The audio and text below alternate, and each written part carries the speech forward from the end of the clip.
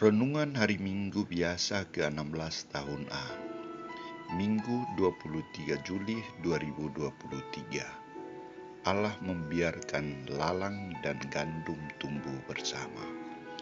Bacaan pertama diambil dari Kitab Kebijaksanaan bab 12 ayat 13, ayat 16 sampai 19. Bacaan kedua dari surat Rasul Paulus kepada jemaat di Roma bab 8 ayat 26 sampai 27, dan bacaan Injil dari Injil Matius bab 13 ayat 24 sampai 43 atau bab 13 ayat 24 sampai 30. Saudara-saudariku terkasih, prinsip Allah adalah kebaikan semua makhluk ciptaan. Dia sangat peduli, dia adil berlaku terhadap semua makhluk ciptaan, termasuk terhadap manusia sebagai citra Allah. Bacaan-bacaan suci hari ini mengungkapkan bagaimana kepedulian Allah terhadap sikap manusia. Kitab Kebijaksanaan menunjukkan sikap kepedulian Allah terhadap manusia dengan tindakan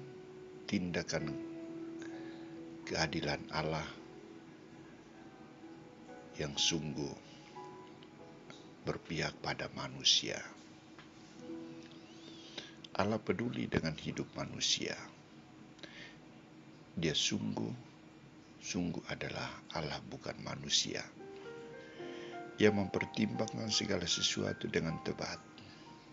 Ia bersikap bijaksana. Ia bertindak adil. Dia mempertimbangkan segala sesuatu yang ia laksanakan.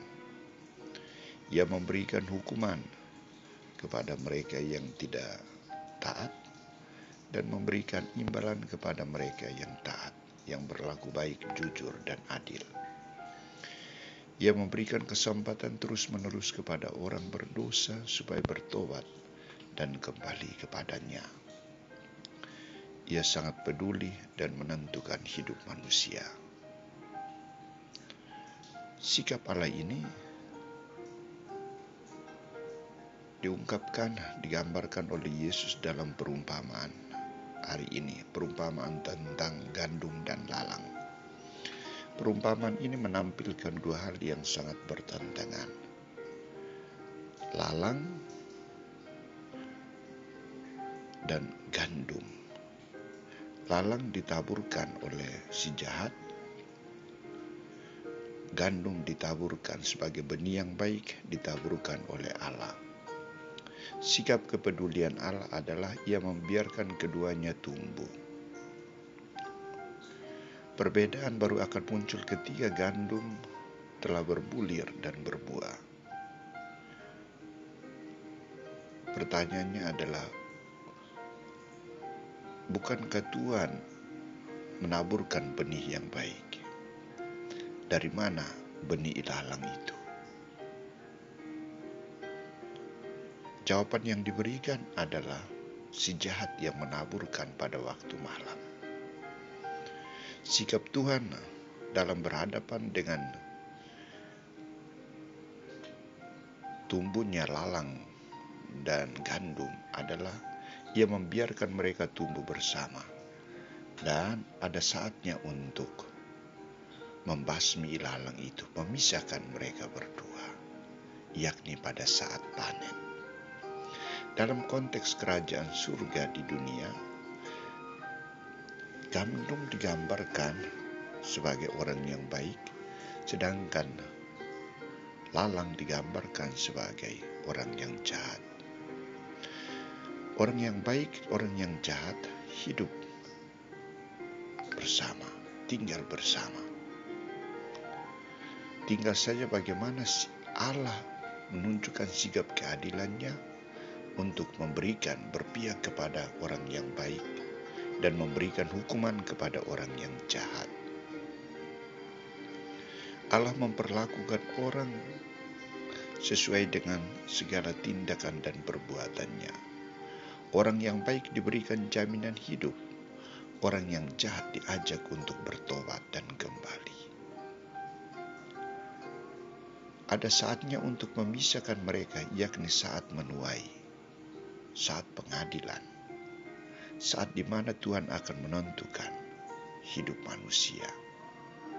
Maka sikap Tuhan adalah kumpulkanlah dahulu lalang itu dan ikatlah berberkas-berkas untuk dibakar. Suatu pembaharuan hidup.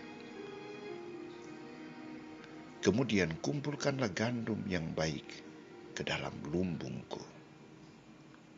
Ini adalah sebuah kerajaan. Tawaran kebaikan yang akan memberikan hidup kepada manusia. Belas kasihan Allah nampak bagi orang baik dan orang yang jahat selagi ada kemungkinan untuk dia berubah dan mau bertobat, mau kembali ke jalan yang baik, mau kembali ke jalan yang benar. Bagaimana dengan kita? Allah juga sangat peduli dengan hidup kita. Dia berbeda dengan manusia. Karena apa? Karena dia memiliki kemahakuasaan, keadilannya untuk semua orang. Ia memperlakukan semua orang sama. Ia juga memberikan kebaikan kepada orang yang jahat. Malah ia dekat dengan orang jahat. Ia merangkul orang jahat untuk kembali ke jalan yang benar. Ia bertindak adil, maka ia mengajak kita untuk datang kepadanya. Ia mengajak kita untuk kembali. Ia mengajak kita untuk tidak cepat mengambil keputusan. Ia mengajak kita untuk bijaksana dalam sikap dan tindakan kita. Maka marilah kita memohon kekuatan Roh Kudus, membuka peluang bagi Roh Kudus, agar ia mengarahkan kita kepada sesuatu yang baik dan benar, yakni menghadirkan kerajaan Allah di tengah dunia yang sulit. Roh Kudus yang akan menentukan semuanya itu dalam hidup dan karya pelayanan kita. Yang paling penting adalah memberikan peluang agar Roh Kudus menguasai hidup kita. Semoga kita mampu.